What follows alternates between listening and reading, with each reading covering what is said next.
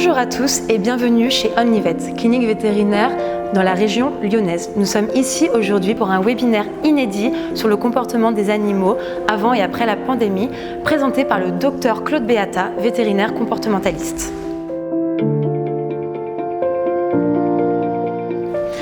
Dans cette vidéo, nous allons parler de la difficulté pour certains chiens à rester seuls. Première situation, votre chien ne peut pas rester seul. C'est quelque chose qui est extrêmement fréquent. Il faut le savoir, les chiens naissent et se développent dans l'attachement, comme les humains, comme les chats. Cet attachement, c'est ce qui les rassure et ce qui leur permet de découvrir le monde.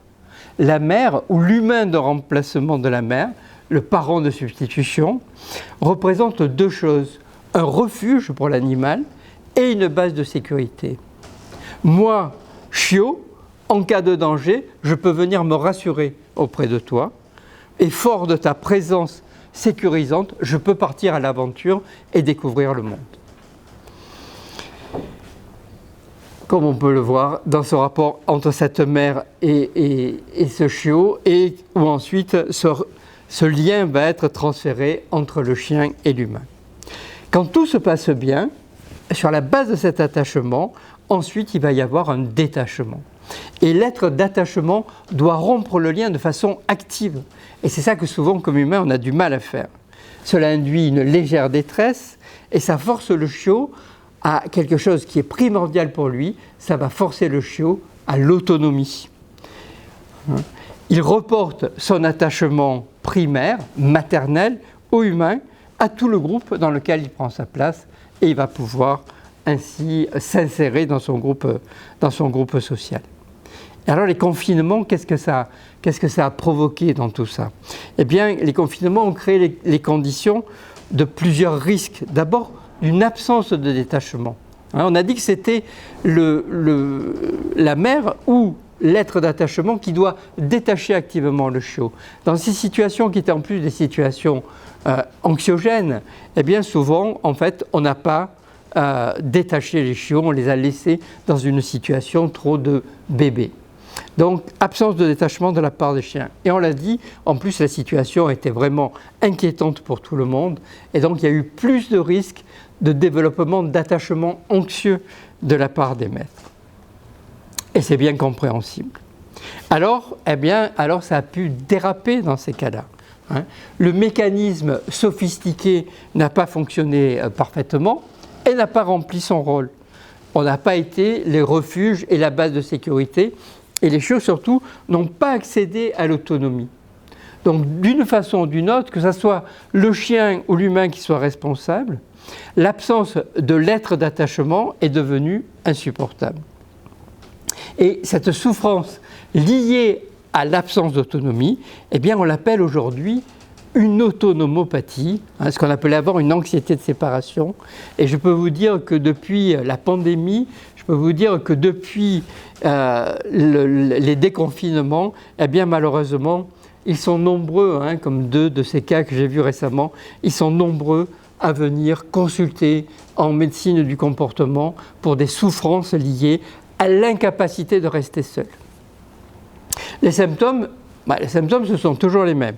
Des destructions, des vocalises et de la malpropreté. Alors, bon, ça peut paraître comme ça relativement bénin, mais imaginez quand même quand vous rentrez chez vous et que vous trouvez votre maison, par exemple, dans cet état-là, avec tout qui est détruit, encore là c'est relativement mineur, ou que vous trouvez dans votre boîte aux lettres une lettre de l'huissier parce que votre chien n'a pas arrêté tout le temps, comme on va pouvoir l'entendre sur la vidéo, et je vais laisser un peu la parole au chien.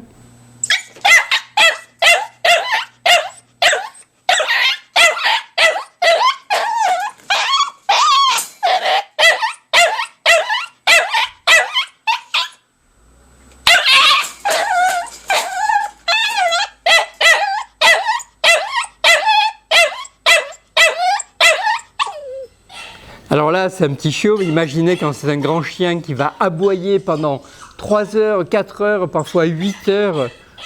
Imaginez l'inquiétude pour les voisins, parfois l'ulcération des voisins et le risque de devoir Alors attention, parce qu'il y a souvent une idée fausse là-dessus, c'est que les chiens se vengent. Or, tout ce que vous avez là, ces destructions, ces aboiements, parfois la malpropreté, ce sont des signes d'anxiété.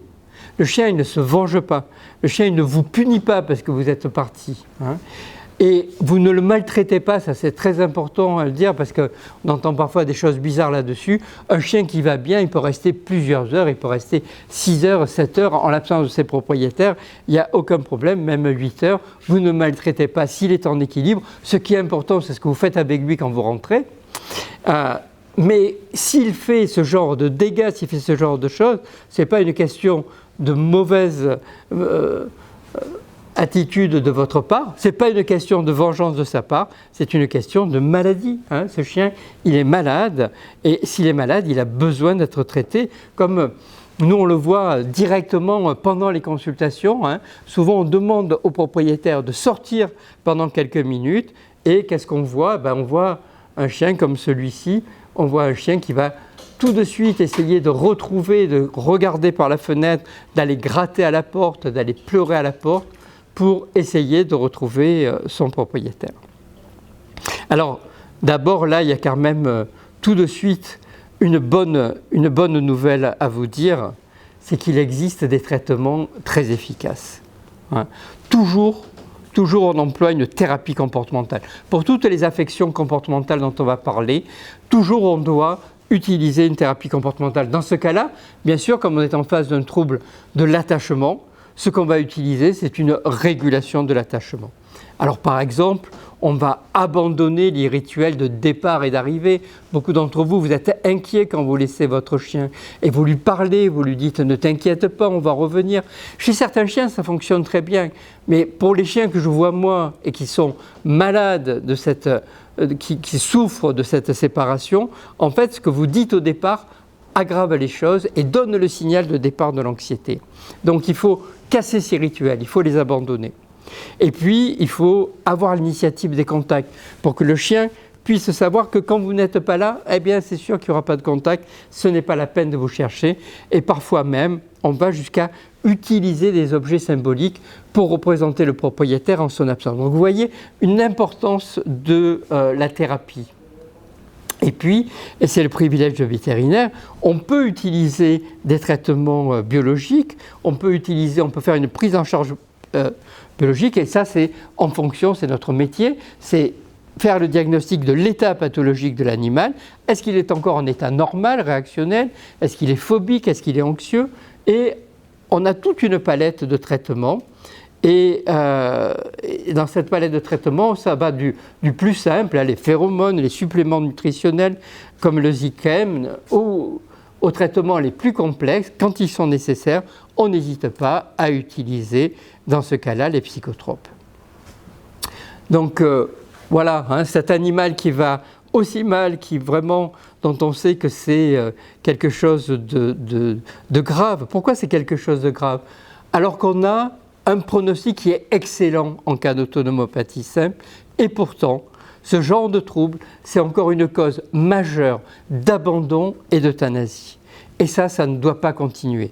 Si je vous dis qu'il peut y avoir 80% de guérison, alors dites-le autour de vous et vraiment faites en sorte qu'il n'y ait plus de chiens abandonnés pour ça. Il y a une question sur cette...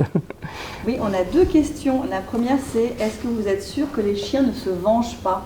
Alors oui, on peut se poser la question, parce que les chiens, maintenant, on leur prête une cognition, des pensées assez importantes. Mais si vous pensez que votre chien se venge parce qu'il a l'air penaud quand vous rentrez et quand vous le grondez, en fait, il réagit à votre attitude. Faites l'expérience. Si par exemple, si vous avez l'habitude de le gronder parce qu'il fait pipi en votre absence, renversez un verre d'eau par terre, dites-lui qu'est-ce que tu as fait, vous verrez qu'il aura exactement la même attitude. Il ne réagit pas à ce qu'il a fait, il réagit à votre colère et aux manifestations que vous faites. Donc, c'est sûr, les chiens ne se vengent pas, ne les sanctionnez pas. Si vous les punissez, vous aggravez leur état anxieux et du coup, ils risquent encore plus d'être malpropres.